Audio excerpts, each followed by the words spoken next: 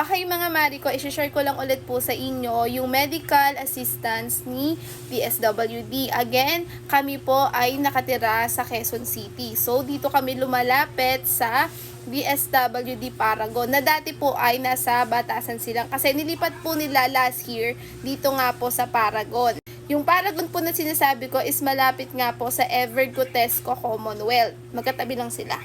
So again, ano nga ba yung bagong proseso nila?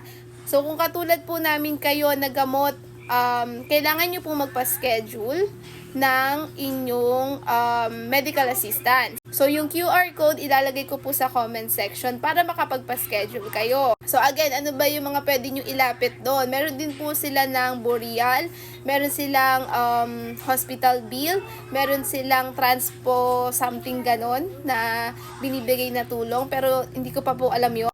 And meron pa silang iba, nakalimutan ko na kasi yung iba nilang binibigay pantulong. Pero yung sa akin po, mula noon hanggang ngayon, ang nilalapit ko lang po is medical assistance para nga po sa aming mga gamot at sa aming mga laboratory kung meron po. So, yung meron po kasi akong anak na PWD and nagtitik na rin po siya ng maintenance.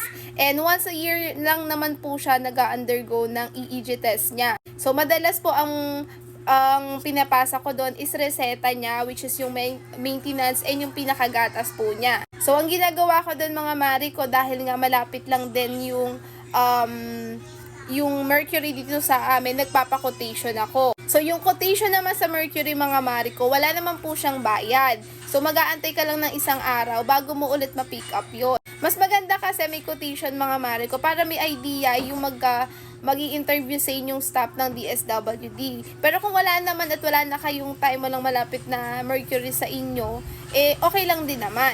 Lalo na kung alam nyo kung magkano nga yung presyo ng gamot nyo. Tapos sa laboratory naman mga mari ko, kung pwede kayong makahingi po sa inyong mga pinagpapacheck up na ospital ng quotation about dun sa mga laboratories nyo, sige go, kuha kayo. Again, eto lang yung mga dinadala naming requirements. So, eto lang po yung mga dinadala naming requirements. So, number 1, reseta na galing sa doktor, merong date, merong last name, first name, middle initial, and syempre yung gamot, kung ilan ba siya. Tapos, number 1 dyan, pangalan ng doktor, license number ng doktor, pirma. And syempre, huwag niyong kakalimutan na humingi po ng medical certificate. So, sa medical certificate, same lang din po yun. Last name, first name, middle initial. Huwag niyong kakalimutan, syempre, yung address niyo din. Ganun kasi yung sa amin. Tapos, yung pangalan ng doctor, license number, and yung pinakapirma niya. Huwag niyong kakalimutan yon. Tapos, kung kailangan siya ipa-sealed nyo. Kung wala naman silang sealed and valid naman yung kahit walang sealed sa hospital nila, edi okay yun. Tapos, kapag pupunta na kayo doon, i-photocopy nyo na yung mga reseta nyo. Tapos, ibabalik naman yung original na reseta, pero yung medical certificate sa kanila na po yun.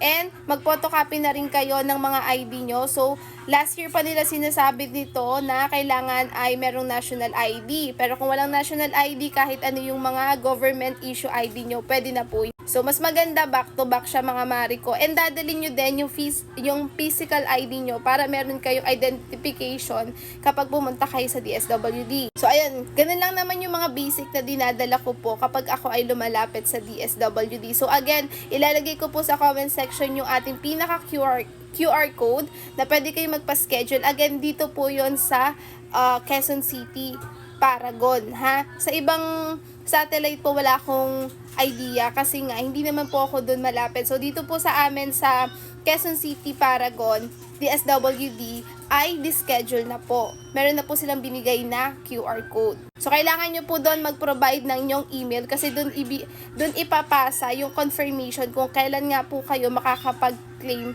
nung inyong medical assistance. So medyo mahaba yung video pero sana naintindihan po, and kung meron konting tanong pa rin po kayo, sige mag-comment po kayo at re-replyan natin yan.